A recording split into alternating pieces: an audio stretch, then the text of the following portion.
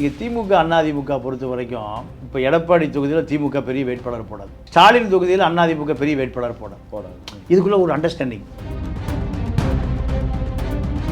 கள்ளக்குறிச்சியில் ஒரு 25 பெண் பிள்ளைகளை வைத்து விபச்சாரம் செய்த ஒரு பெரிய லாட்ஜே இன்னைக்கு அந்த ஊரில் பெரிய கல்வி நிறுவனமாக இருக்கு.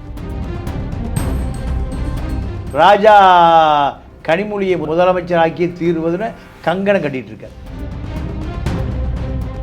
துரோகி, வன்னிய துரோகி. வன்னிய மக்கள் பூரா ராமதாஸை மறந்து ரொம்ப நாள் ஆகி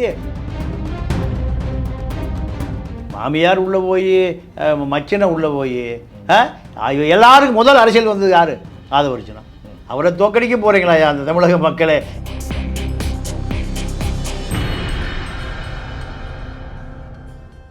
அறத்தமிழ் நேயர்களுக்கு இனிய வணக்கம். நடப்பு அரசியல்கள் குறித்து பேசுவதற்கு மூத்த பத்திரிகையாளர் திரு தமிழ பாண்டியன் இணைந்திருக்கிறார். சார் வணக்கம். வணக்கம். பிரச்சாரங்களை எல்லாம் ஒன்று நம்ம பார்க்க போனோம்னா, அண்ணாமலை அவர்கள் அப்படியே தேர்தலில் அப்படியே ஒதுங்கி நின்ன மாதிரி இருந்தார்.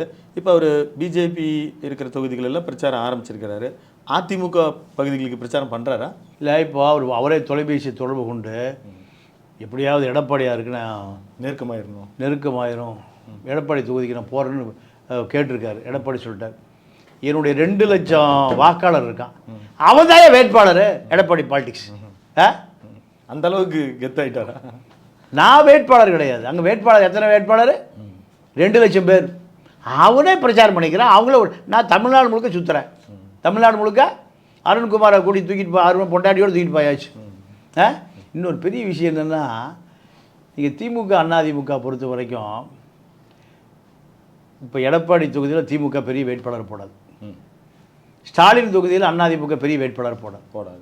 இதுக்குள்ளே ஒரு அண்டர்ஸ்டாண்டிங். ஒரு ஜெயலலிதா தான் யாரை போட்டாங்க? அந்த அம்மா சைதியாரை போட்டு, சைதியார் ஈக்குவலாக வந்து 3000 ஓட்டில் தோத்தார். மீதியெல்லாம் 1.5 லட்சம் ஓட்டு, 30,000 ஓட்டு. எவ்வளவு? வேலையே செய்கிறதில்ல. இதெல்லாம் ஒரு அண்டர்ஸ்டாண்டிங், திராவிட இயக்க அண்டர்ஸ்டாண்டிங். அதாவது சாராய் உடையார் தான் சொல்லுவாராம், 2 விஷயம் போனால் வராது. ஒன்று மானம், இன்னொன்று உயிர்.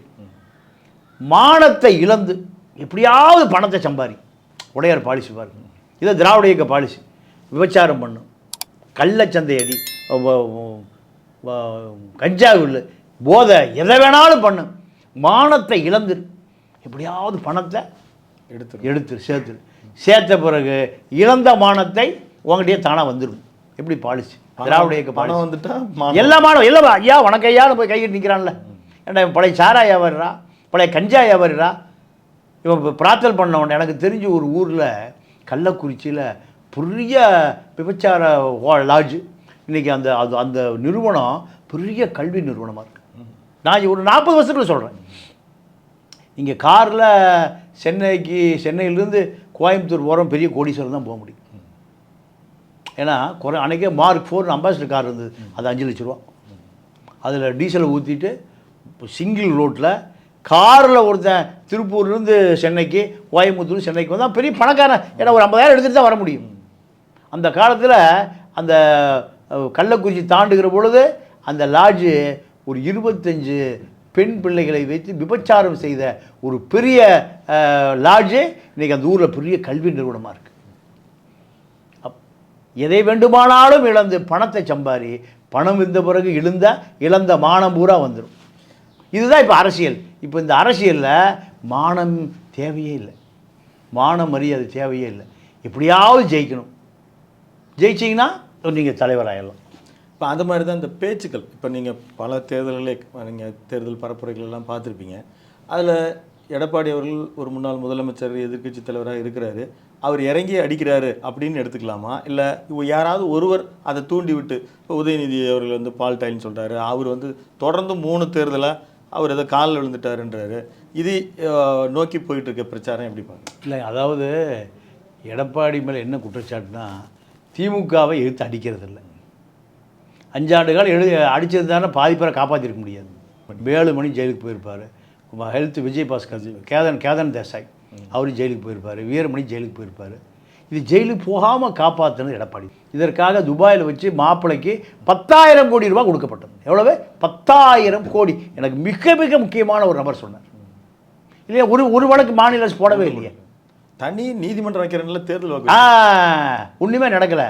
நீங்கள் ஆட்சி மாப்பிள்ளையும் மாமியார் தான், துர்கா அம்மாவும் சபரீசன் தான். அப்போது எடப்பாடியை பொறுத்த வரைக்கும் இப்போ கோட் ஆஃப் கான்டக்ட் எலெக்ஷன் வந்துருச்சு, நம்ம தான் ஜெயிக்க போகிறோம். இப்போ இறங்கி அடிக்கிறார். இதை முதல்ல இறங்கி அடிச்சிருந்தா திமுக மீது கடுமையான விமர்சனங்களை மக்கள் பேசிகிட்டே இருந்தான். இதை தூண்டி விட்டதை போல ஆயிருக்கும், செய்யவே இல்லை. அப்போது இந்த அரசியலை எடப்பாடி இப்போ தான் கையில் எடுத்திருக்கார். கையில் எடுத்த பிறகு தான் மக்களுடைய மனநிலை அப்படி தான் இருந்தது. மக்களுடைய மனநிலை அப்படி இருந்த பிறகு என்னாச்சு, இது அப்படியே அதிமுக ஏறி வருது. அதிமுக திமுகவை அடிக்காமல் இருந்த காரணத்தினால தான் விஜய் வந்தார். இப்போ எடப்பாடி வேலையை விஜய் செஞ்சார். இப்போ தான் விஜய் செய்கிற வேலையை எடப்பாடி செய்கிறார். திரு ஆர் ராசா டக்குன்னு மறக்கடிக்கப்பட்டாரா? அவர் தேர்தல் பிரச்சாரத்துக்கு வர வாய்ப்பு இல்லையா? இல்லை, எல்லாம் தற்காலிக ஏற்பாடு தான். நீ வந்தால் பழைய விஷயங்கள் மக்கள் பேசுவான், கொஞ்சம் சைலண்டாக இருக்கும். ராஜாவை தவிர்த்துட்டு திமுக அரசியலே பண்ண முடியாது. ராஜா ஒரு தவிர்க்கப்பட முடியாத ஒரு சக்தி.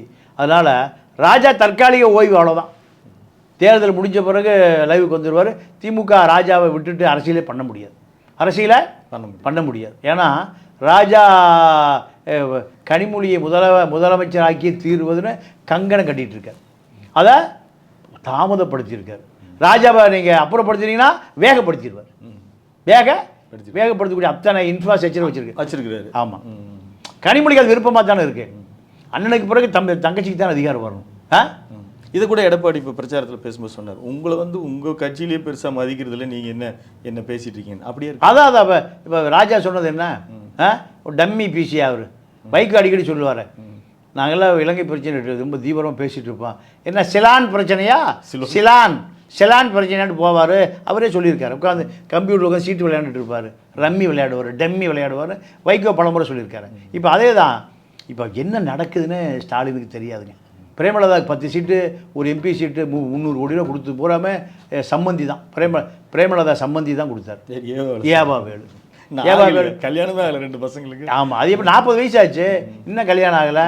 ஒரு தாய் தன்னுடைய கடமையை மகனுக்கே செஞ்சு வைக்கல. தான் ஒரு பெரிய ஜெயலலிதாவை போல் அந்த அம்மா நேற்று விசிக தலைவர் திரும்ப பேசிட்டு இருக்கு. ஆமாம், அந்த அம்மா அவள் எந்திரிச்சு மரியாதையே கொடுக்கல. ஒரு சிறு தான் ஓட்டு போட மாட்டான். மானம், மரியாதை, சூடு, உப்பு, உரப்பு அதிகமாக உள்ள ஒரே கோஷ்டி சிறுத்தை தான். சாதியை எதிர்த்து போராடுறவன், சனாதனத்தை எதிர்த்து போராடுறவன், 1 லட்சம் பேருக்கு பேரை மாற்றிக்கிட்டவன், இந்த வட இந்திய பேர். அப்போ இந்த சூடு சோறுன்னு உள்ள ஒரு கூட்டம் தான் திருமாவளவன் கூட்டம். இந்த கூட்டம் கண்டிப்பாக பிரேமலதாவுக்கு ஓட்டே போடாது. வன்னியரும் அவங்களும் தேவையில்லைன்னு நினைக்கிறாங்களா? இல்லை, அவங்களுக்கு கே பன்னீர்செல்வம்லாம் எந்திரிச்சு நிற்கிறாரு. அவரு பின்ன திமுக பாரம்பரியம் நிறைய சொத்துக்கள் இருக்கிறவர். இல்லை, இந்த அம்மாவுக்கு ஜெயலலிதா எப்படி அகங்காரமாக இருந்ததோ அதை விட அகங்காரம் பிடித்தவராக இந்த அம்மா தன்னை நினச்சிக்கிறார். திருமாவளவனுக்கு என்னையா 8 சீட்டுக்கே ததிகணத்தம் போட்டார். 10 சீட் நம்ம வீட்டு வந்து கொடுத்துட்டு போகிறாங்க. 300 கோடி கொண்டு இறக்கி வச்சுட்டு போகிறாங்க. தம்பியை எம்பி ஆக்கிட்டாங்க. தம்பி எம்பி ஆக்கிட்டாரு. இதை நம்ம தேவை நம்ம இருந்தால் தான் திமுக ஜெயிக்க முடியும். நம்மகிட்ட நடுங்குது திமுக. காங்கிரஸ் நகர்ந்ததால தான் அவங்களுக்கு ஒரு முக்கியத்துவம் வந்ததாக நம்ம பார்க்குறோம். இப்போ காங்கிரஸ்லேயும் அவங்க சையத் ஹசீனா ஒரு மகிழா அதாவது பெண்கள் பிரிவு தலைவராக இருந்தவர் செல்லு பிறந்தக்கு வித்துட்டாரு, 90% கட்சி வித்துட்டாருன்றாரு. அது சரியா? இல்லை, அதுக்கு காலங்காலமாக வித்துட்டு தானே இருக்கேன். புதுசாக செல்வ அவர் காலத்தில் அவர் விற்கிறாரு, அவர் காலத்தில் அவர் விற்கிறாரு. நீங்கள் ஈவிகே இளங்கோவனை ஏன் ராகுல் திடீர்னு தூக்குறாரு? காசை வாங்கிட்டு பட்டியல் கொடுத்தாரு. அந்த கோபம் தான் யார் மேலே? ஈவிகே. ஆமாம், ராகுல் தூக்குறது காரணம் தான். செல்வ பெருந்தகையை பொறுத்த வரைக்கும் செல்வ பெருந்தகையை காப்பாற்றுவது மல்லிகார்ஜுன் கார்கே. அவரும் தலித்து சமூகத்தை சேர்ந்தவர்கள். வாங்குகிற காசை பாதியை கொண்டு கொடுத்துட்றாரு. 5 கோடி வாங்கினா 2.5 கோடி கொண்டு யார்ட்டு கொடுக்குறாரு? அவர் ராகுலை தாண்டி சோனியாட்ட போய் டிக்கு வாங்கிட்டு வந்துடுறாரு.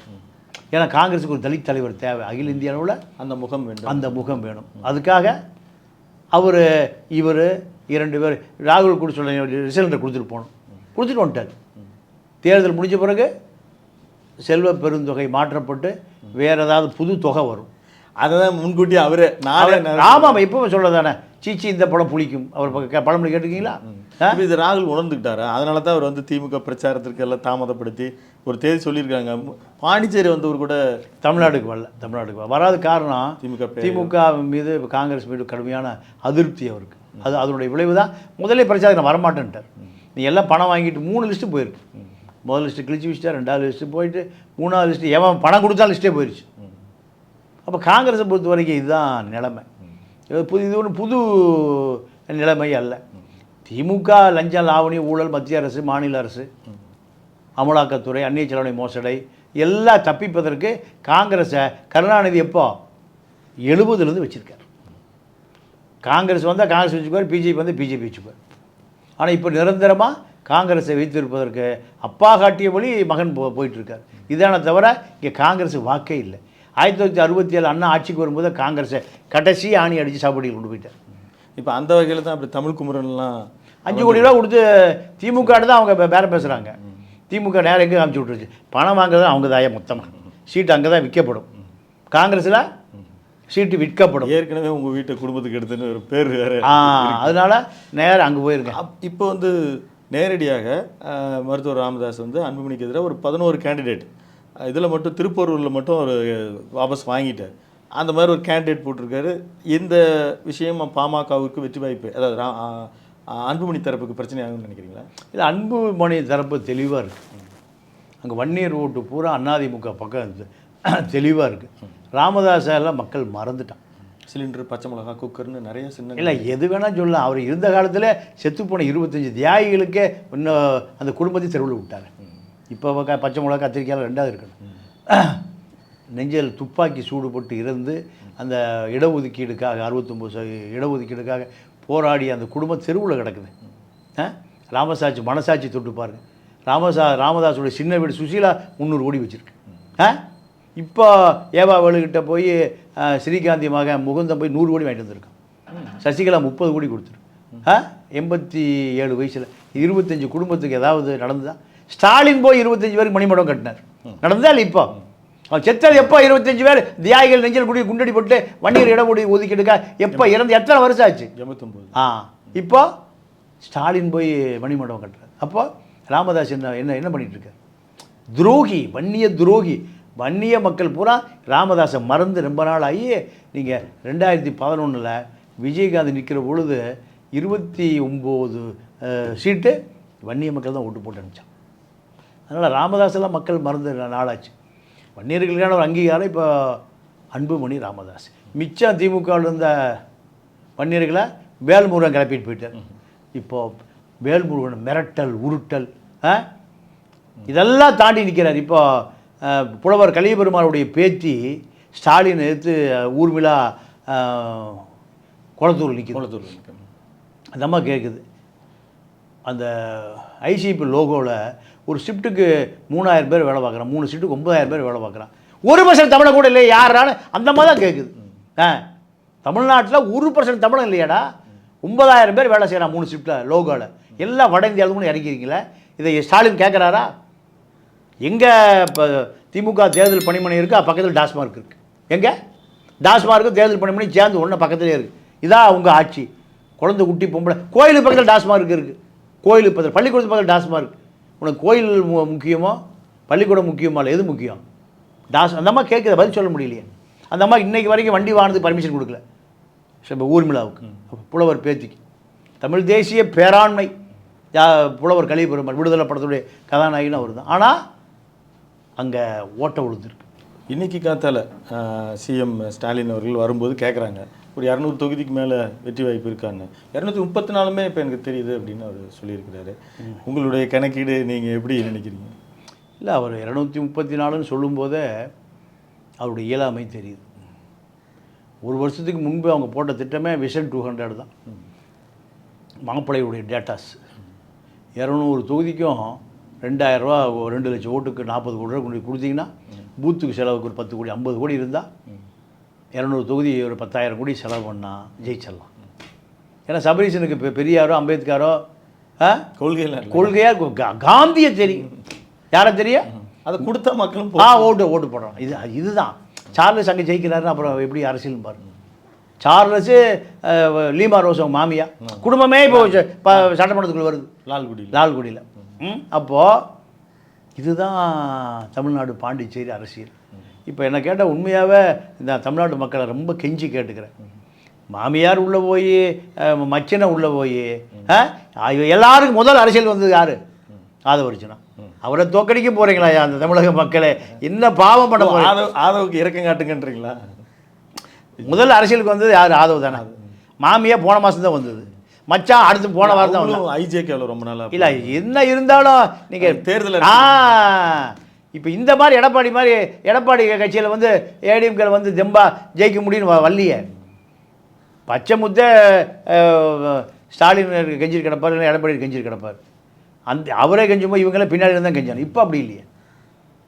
இந்த சூழலில் ஆதவர்ஜுனாவுடைய வெற்றி தான் கேள்விக்குறியாக இருக்குது. தொடர்ந்து ஒரு மார்ட்டின் அவர்கள் குடும்பங்கள் பிரிஞ்சு இருக்கிறதா நீங்கள் சொல்கிறீங்க. நீங்களும் நெடுங்கால அரசியலை கவனித்த வகையில் அவங்கெல்லாம் தொடக்க காலத்தில் திமுகவோட தான் நெருக்கமாக இருந்தாங்க. அது மார்ட்டின் அவர்கள் வந்து அவருக்கு படமெல்லாம் எடுத்தார். அப்படி இருக்கிறது எப்படி எல்லாமே திமுகவுக்கு எதிராக போய் நிற்கிறாங்க? இல்லை நீங்கள் உங்களுக்கு நீண்ட நாள் அரசியல் தெரியல. எது ஆளுங்கட்சியாக வருது அங்கே இருப்பாங்க. பாஜக வந்து பாஜகவுக்கு 1000 கோடி ரூபாய் நிதி கொடுத்தாங்க. ஆமாம்.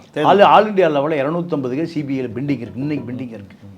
வருஷம் 7000 கோடி ரூபா வரி கட்டுவாங்க. சிபிஐயில் ஒரு ஆள் மேலே 250 கேஸு நிலுவிலிருந்து நடவடிக்கை எடுக்கலைன்னா இது நாடாங்க இது. அப்போ அவங்களே முடிவு பண்ணி எல்லா கட்சியிலையும் இதுதான். அதாவது கருணாநிதி குடும்பத்தில் சம்பந்தம் பண்ண வரைக்கும் போனாங்க. நீங்கள் இப்போ ஆதவுடைய மனைவி இருக்காங்களே டெய்ஸி, அவங்கள அருள்நிதி இருக்கால கருணாநிதியுடைய கடைசி மகன் தமிழரசனுடைய மகனுக்கு டெய்ஸியை திருமணம் செய்வதற்கு சம்பந்தம் பேசி முடித்த கடைசி நேரத்தில் ஆட்சிக்கு வந்து போச்சு. 2011 தோல்வி. அதற்கு பிறகு தான் அந்த திருமணம் நின்றது. இல்லைன்னா நம்ம ஆதவுக்கு இந்த பெரிய சான்ஸ் கிடைச்சிருக்காரு. இந்த வாய்ப்பு லாட்ரி விற்கிறவங்க குடும்பத்திலே லாட்ரி அடித்தவர் யார்? ஆதவ். 1.5 லட்சம் கோடி வந்துருச்சுங்க. 1.5 லட்சம் அதாவது ஆதவ் மாமனாருடைய சொத்து மதிப்பு 5 லட்சம் கோடி, 7000 கோடி வரி கட்டுறவங்க. அப்போ டைசன், சார்லஸ், டெய்ஸி 2 பசங்க ஒரு பொண்ணு. குடும்ப சொத்து 5 லட்சம் கோடி 3 பங்குங்க எவ்வளோ வரும்? 1.5 லட்சம் கோடி, 1.25 லட்சம் கோடி வரும். எங்கேயாவது கிடைக்குமா?